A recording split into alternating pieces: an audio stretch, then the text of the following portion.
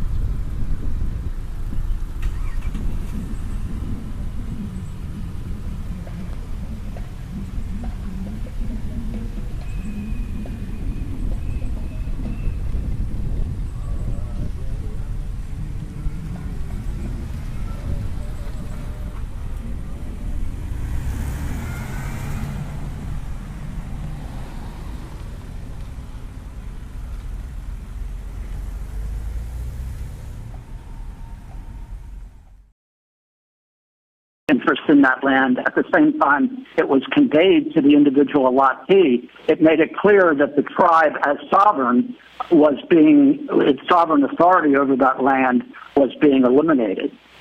Thank you, Mr. Kneedler. Justice Gorsuch? Mr. Kneedler, tell me what's wrong with this sequence of my understanding, that Congress did establish something it called a reservation with respect to this property at some point in time, that through the 1890s and the early part of the last century, there was an awful lot of debate about how to end that reservation, whether they could end it in anticipation of Oklahoma becoming part of the Union. And that things got very complicated, and they came mighty close to ending the reservation, but never quite past the kind of language that we typically see when that happens. Reversion of all lands to the public domain, or cessation, or anything like that. And in fact, Dawes Commission couldn't quite get there. And so you're really left to rely mostly on a lot of demographic evidence, both then and now, which, while not everybody's acting in good faith, not everybody's acting in bad faith, too, as some have pointed out. And it's a mixed bag, and it's very hard to make much of it. And to rely too heavily on demographic evidence is dangerous, because you, in some ways, incentivize people to ignore the plain terms of the law. And, for example, as I pointed out earlier, I think it was until the 1970s that Oklahoma continued to try and enforce state law against Native Americans on allotted territory. I believe I have that right. So tell me what's wrong with that understanding, please. Well, first of all, I think there's a big difference between demographics before and after statehood. The overwhelming presence of non-Indians in the territory was precisely the reason why Congress said it won't work to have tribal governments running this. The tribes couldn't exercise jurisdiction over the non-Indians, and what Congress said is this area needs a government for and by both Indians and non-Indians, and it established that in the territory so that it could hand that arrangement over to the new state. And it was this court's decisions say that the contemporaneous understanding of what Congress is doing is significant. The original public meaning of what was done, and everybody, the state understood it. The state obviously implemented its compact of statehood. The federal government understood it. Felix Cohen understood it. The Commissioner of Indian Affairs at the time said there's only a shell of the government, of the tribal government left. The tribal chairman, the tribal chief said the same thing, that all we are in a position to do is distribute the property. And that is, and even the case that petitioners and the tribe rely upon, the Harjo versus Kleppe, specifically says that the tribe lost its territorial sovereignty, even though it had the authority to run its internal affairs. So, Justice Kavanaugh? Thank you, Chief Justice, and good morning, Mr. Kneedler. I'm going to follow up on a question Justice Sotomayor asked and one Justice Gorsuch asked. Justice Sotomayor mentioned quite rightly the 1832 and 1833 treaties. My understanding, however, was that the 1866 treaty made clear that those treaty rights were, I don't know if the word is superseded, but diminished, because the tribes had aligned and made a treaty with the Confederate States of America, and the treaty language in 1866 said that had unsettled the treaty relations. Anything you want to add on the 1866 treaty, the relevance of that? Yeah, I don't think it adds significantly to the point, except that it reflected an assertion of a greater federal responsibility in the territory, and it was contemplated that Congress could pass laws governing the territory. I did want to make one point about practical consequences on the criminal side. Not only would this jeopardize all the prior convictions on the state side, but it would impose great burdens on the federal government. It's estimated a 1,300% increase in criminal prosecutions brought in state court. And then, of course, for the state, there would be questions of taxation and whatnot. And I don't think City of Sherrill, which has been suggested, is a solution to that. Can I ask one other question, Mr. Needler, to follow up on Justice Gorsuch? My understanding, given the demographics as of 1890, was that it would be very hard to have a tribal government over the whole territory because of the population at the time. And my question is, what tribal authority, judicial authority, or legislative authority, to your knowledge, was exercised over the whole territory, including the white settlers, in 1890 through 1907? It was the tribes had no authority over the white settlers, which is why Congress put in place the courts for the Indian Territory and put in place federal law, mostly incorporating Arkansas law, to govern Indians and not Indians alike. And that is the regime that Congress passed on from the territory to the new state, and the new state received and has been faithfully applying that ever since statehood. Thank you, Mr. Needler. Mr. Gershengorn, you have 2 minutes for rebuttal. Thank you, Mr. Chief Justice. A number of things. Justice Gorsuch, first, you're exactly right. This court may not be able to determine which party has the better reading of events on the ground 120 years ago, but it is surely well positioned to determine which party has a better reading of the text. And on that score, I submit this case is not close. Second, Justice Ginsburg, 2 points. With respect to fee title, that was meant to be an additional protection because everyone understood the imperfections in Indian title. The Creek didn't even get their patent until 1852, 20 years after the reservation was given. Elimination of fee title does not eliminate treaty promises. Those have to be disestablished through plain text. In addition, Justice Ginsburg, you're exactly right. The right title and interest language, which is the only text the other side can point to, conveys only proprietary interest, not sovereign interest, and so there is no textual transfer. There has been a lot of discussion this morning about irrespective of race. It is one quick point on that. When in the Enabling Act, in Section 13, what Congress put in place was the laws of the territory of Oklahoma, which did not have this supposedly magic language about irrespective of race. That suggests that Congress well understood that the arguments the SG and the Oklahoma are making on this score are made up for today. Fourth, there was a lot of discussion about whether there's a compromise available on criminal jurisdiction. There is not. Justice Alito listed a number of factors from Mr. Needler. One of the missing ones was the text. The text is very clear. I was amazed that Mr. Needler said there was no basis for believing that there was ignoring of the text. Nagansett said that is true. Secretary Udall's memo listed 7 states in which it were true. Finally, the numbers today are mind-boggling and back of the envelope. They don't appear in any of the briefs. The only fixed number is 178 petitions. That dwarfs Ramos. I understand the court's concerns about jurisdictional consequences, but there are no serious disagreements that these disputes are common in Indian countries. Counsel, routinely resolved. the case is submitted.